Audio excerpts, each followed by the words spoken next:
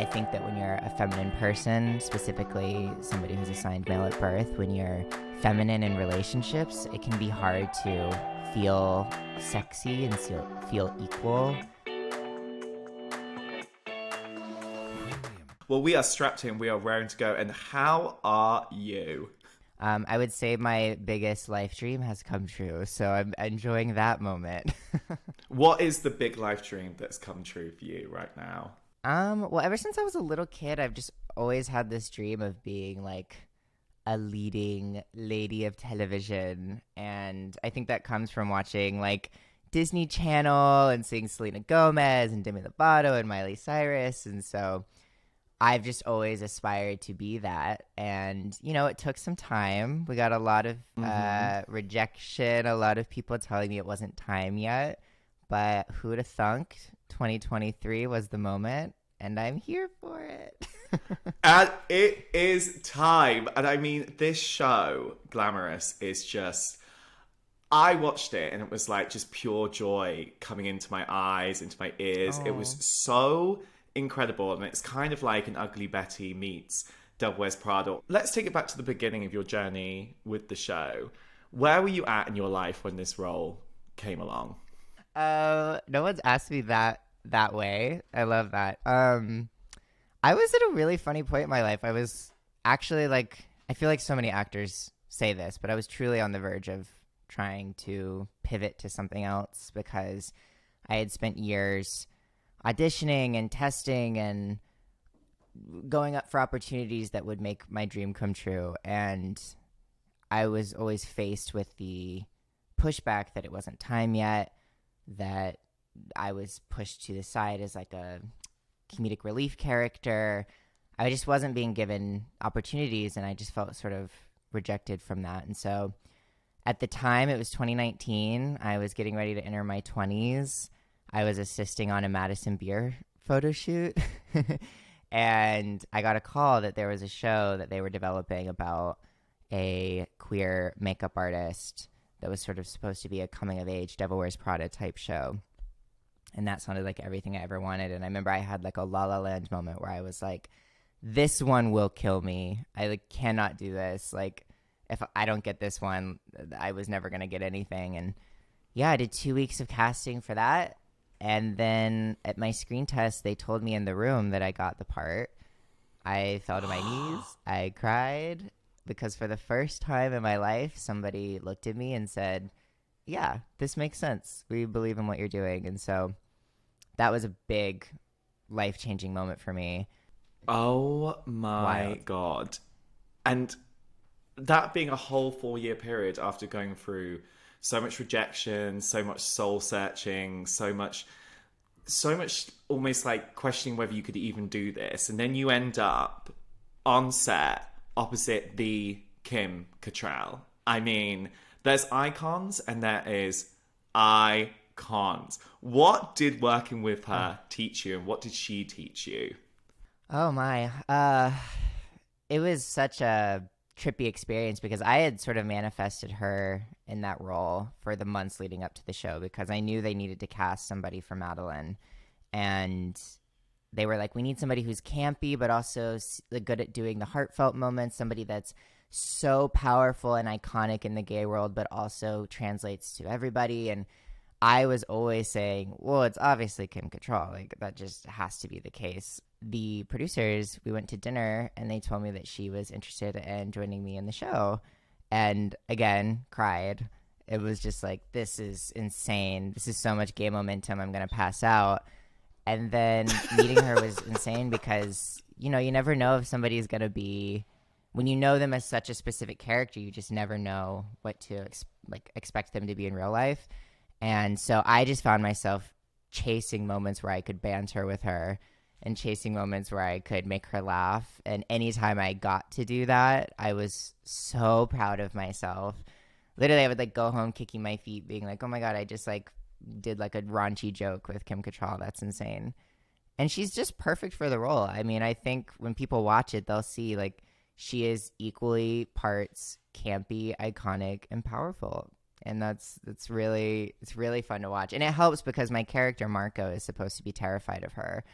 and like admire her. And that's kind of how I felt the whole time. So anytime we had scenes together, it wasn't really hard to get to that place because the whole time I was like, oh my God, you're a gay icon. Marco is such an incredible character, and he's a young, gender non-conforming queer man who is in that office wearing heels, makeup, a crop top, short shorts, like out there being themselves, and doesn't really care what anyone thinks about that. How empowering was it for you to bring Marco to the screen? Oh, it was so empowering to bring Marco to the screen. So validating. Something that's so important to everyone who made the show, our creator, Jordan Ardino, our producers, is that being queer in the show is never something that is seen as a weakness or something to be prejudiced against. There's never homophobia or transphobia from anyone except for the queer people themselves facing internalized issues. And that was really important to us because in my real life, being queer feels like a superpower, and my femininity feels like a superpower.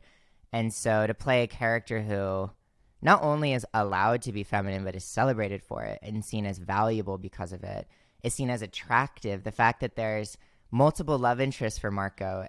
And so it was super empowering to feel like, oh, all of the feminine boys and gender nonconforming people in general can watch a show like this and see like, oh, I'm absolutely allowed to be seen as attractive and seen as successful and seen as valuable in workplaces. And I think that's really important because I, even in my real life, have watched so many shows and not seen myself in them and thought that I was secondary when it came to how I navigated not only straight spaces but queer spaces as well. So I'm really, really excited for people to see the way that we navigate queer issues within the queer community.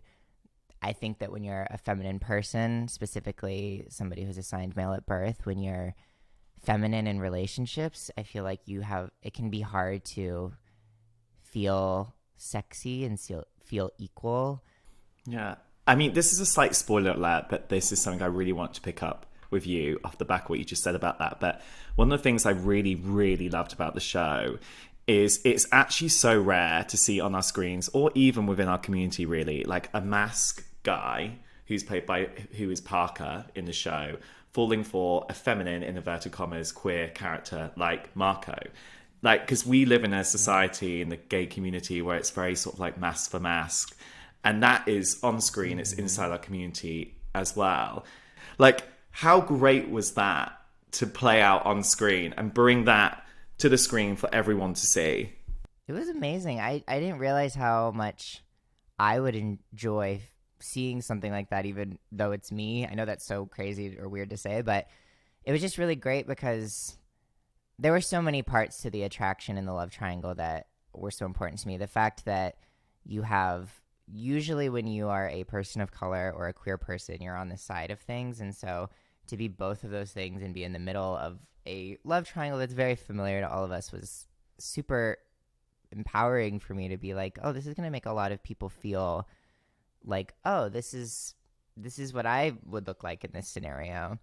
And it was really great for me because Graham, who plays Parker, is just so incredible, and we had such a fun time shooting all of those scenes. And even he was acknowledging that he was so proud to be a part of something like that. And we had so much fun shooting those scenes because of the fact that they weren't afraid of being, traditionally intimate, fun TV to make. And that scene in particular where Parker and Marco have their first little kiss moment, we put blood, sweat, and tears into that, and I mean that literally. I was wearing a pair of spiked high heels. There were like spikes on the front. I believe they were Alexander McQueen, for anyone who wants to know that. And, Graham is like completely naked in that scene, and I am supposed to like spin him around and push him on the couch. It was like I imagine when you're in like a Marvel movie doing stunts, this is like what you feel like. I like twisted him around at one point, and I remember I pushed him down to kiss him. And on one of the takes, I remember I went down to kiss him, and he was like wincing and like making a weird face, and I was like, I know that like this is sometimes you were like rude. We were doing good, but I know. I was like, man, I guess I didn't kill it that time. And then he said, I think something happened with my foot, and we looked down, and there was like a puddle of blood, and he had a puncture underneath his foot because I had literally stabbed his foot with my high heel. And to this day, I believe he has 3 little scars in the shape of where my heel was. And so he can never forget me. That's the kind of impact I leave with everyone I work with. The literal scars. Anyway, so to answer your question, super empowering to be Marco. Super empowering. I just love that you left your mark. Oh, yeah. Marco always leaves a mark. It's in the name. It writes itself. I love that. And I love what you said earlier, actually, about the fact that these characters only kind of face internal prejudice and not prejudice in the outside community, because that is an experience which I think is so rare. What kind of prejudice have you faced or you've had to come up against, and how have you learned how to deal with it? I find that navigating my position as a feminine queer person, somebody assigned male at birth especially, was very sticky, long process for me, because when I started dating, I remember there were boys that I dated who saw me as someone in makeup as someone different from me. And so their attraction when I was in makeup would fade. And I remember being told in one of my first relationships this idea of, I like that you wear makeup, I'm just not attracted to it. And I remember thinking at the time that that was okay. That was going to be fine for me. And what I later now know is, oh, that was somebody who was uncomfortable with my femininity at all. And any time that I expressed it, they were not comfortable with it. And that followed into multiple relationships that I went into, where from that point on, I then started to question in every relationship how much of that I was allowed to express or show. And when you're trying to accept yourself while also navigating how other people are going to accept you, it's really weird. And so that process for me in overcoming it was just a matter of, at the end of every single one of those instances, I was left with one person, and that was myself. I remember when I would watch queer TV all the time, or any TV that had queer people in it. Specifically, I'll use Glee as a reference. And I remember the way that people talked about Chris Colfer in that show was so crazy, because I identified with him because he was feminine. He sounded feminine. He was not passively straight in any way. Yeah, and I never passed as straight. That was never going to be the reality for me. Babes, that was never an option for me either. I'm amazed by gays who are like had really hard times with that transition in their life, because I'm like, the way that I coming out was not an option for me. It was my closet door was it was thrust upon beautiful me. rubies. Yeah. And so when I was younger and I would watch stuff like that, I remember the comments about it and the way that people talked about it was, they weren't only homophobic, but they were also calling out that it was stereotypical. So even the queer people were saying like, well, that's a stereotype. I don't like that.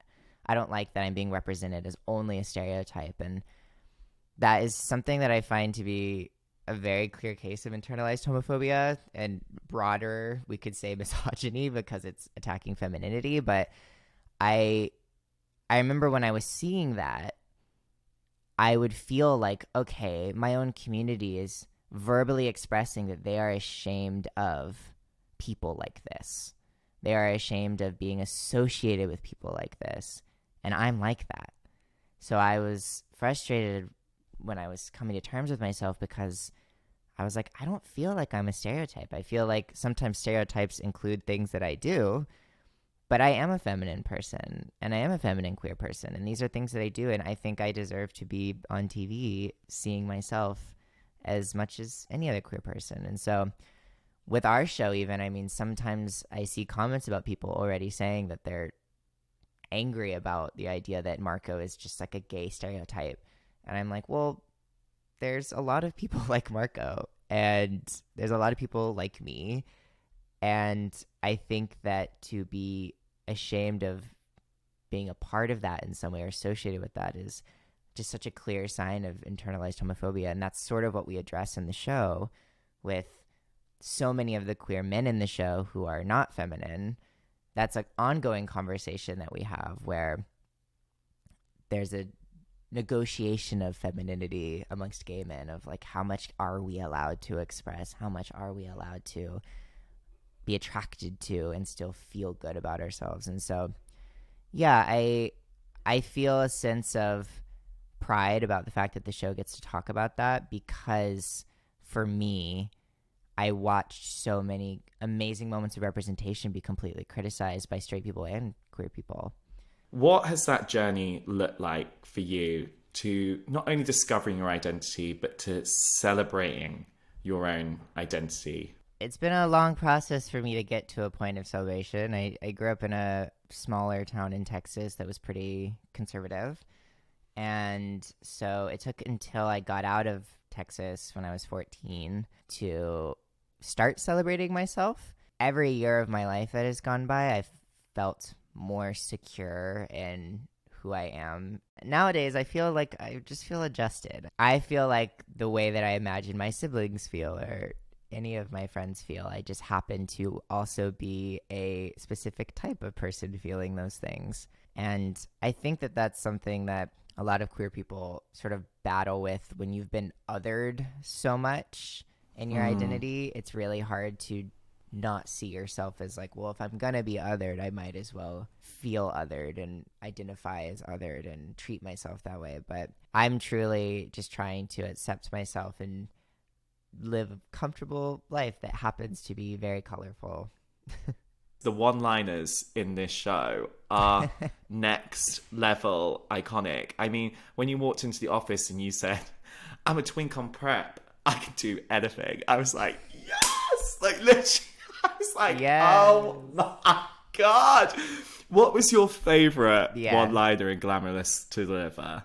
Oh, God. So many. A lot of my favorite one-liners come from Zane Phillips' character, Chad.